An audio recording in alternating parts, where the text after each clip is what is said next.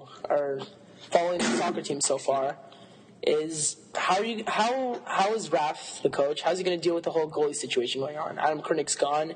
You guys didn't really have a replacement in line, and you had a couple of people audition in some of your practices. So how's that working out? Right. Well, we had a few goalie tryouts. I believe we had 3, and we had Gavi's little brother Zohar come in, which is now our backup goalie to Jake Litwin, and so I mean they've been working pretty hard, and I think they make great goalies for this year.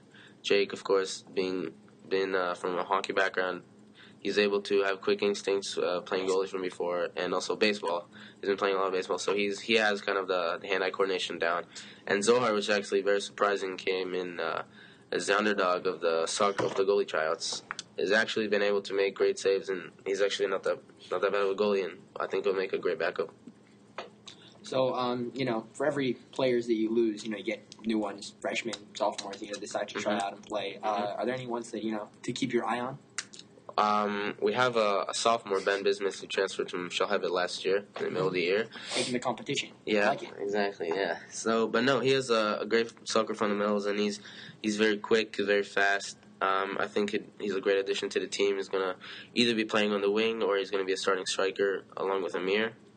And he's a good shot. He has good touch. I think he'll be a great addition to the team. And some freshmen to keep an eye on, I think, would be Muller and AC Gabay, who are both actually on the team. And I think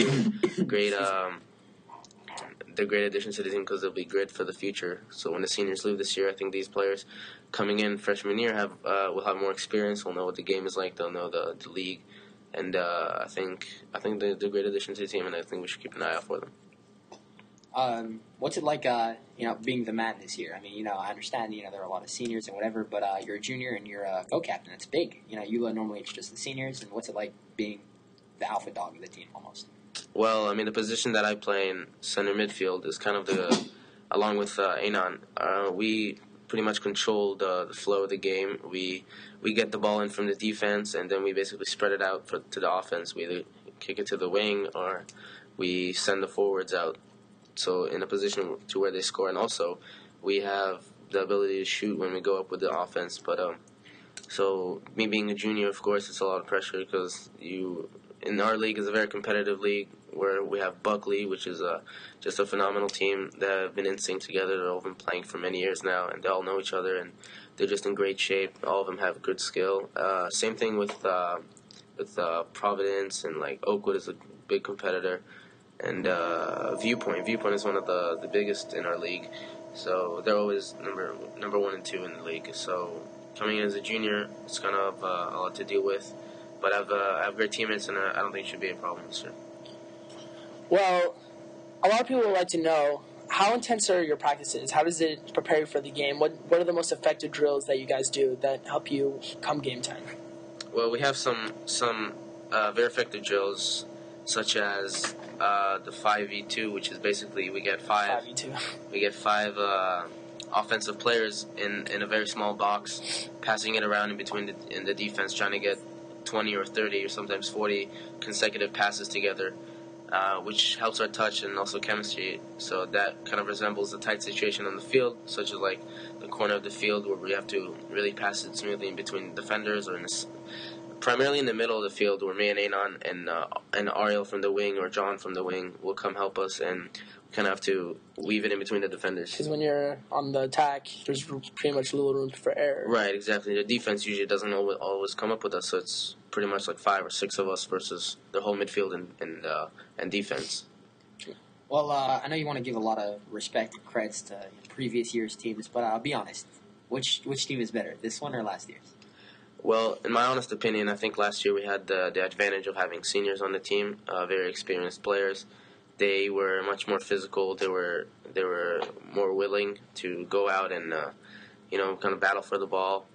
But I think this year the chemistry level is better since we've been playing also for a very long time together, and I think that we should fare well enough to compete in the league. We have a pretty well set defense, a strong midfield. I believe that our midfield is stronger last year than it is this year because me being a sophomore last year and Anon being a junior last year, along with John Fima. So, and also Sammy Azir coming off the bench will help us with the speed, and he's been running cross country for, I don't know, since he was born. So he has a lot of energy, and he'll be able to run the field a long way. So I think that the team's pretty much even now. I mean, if we had last year's team versus this year's team, I think it'd be a really close game. Yeah, all right. One thing that we want to know, we know that you're captain. They're going to be captain this year, which means, or you're co-captain this year, which means you'll be captain next year, which is good for the team to have an established leader for 2 years running. Right. But after you're gone, when our class graduates, who do you feel has the best chance of taking the reins of the team, becoming the leader? From looking at the sophomores and freshmen for this year, I think that Ben Bismuth has potential leadership. And he has all the skills and necessity to be captain, I think, for next year. Or it's a lot of weight to put on his shoulders. A lot of weight to put on his shoulders, yeah. But since most of our team is juniors and seniors, I think that it'll be tough. It'll be tough. I hope some talent. They can learn a lot. Yeah, well, they can. It's definitely always a learning experience, and I hope that definitely some new incoming freshmen, when we graduate, or sophomores, will have more skill, and there'll be a bigger addition to the team. But for right now, it's nothing set in stone, and we'll see who comes in, who leaves, and it should be good. All right, good stuff, man. Good to have you on the show. That's your soccer preview 2011-2012. Thank you. Honored to be here. Here with Yoni Elkaim, co-captain of the soccer team 2011-2012. It's great to have you on, Yoni. Thanks. All right.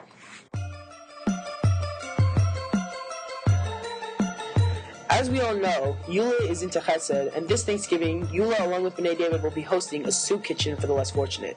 It'll be this Thursday, Thanksgiving morning at 10:45 a.m. White time, not Persian time. Now, let's not forget, for those of you who do go, you get a free T-shirt out of it. Also coming up on December 9th is our freshman Shabbaton in San Diego. Not only does this feature a basketball tournament on Saturday night at the JCC, but it also features a trip to Qualcomm Stadium in San Diego, where the freshmen will see the Chargers take on the Baltimore Ravens. Also upcoming, that December 9th, Shabbat, is the Junior Valley Shabbaton that will feature a Saturday night paintball extravaganza.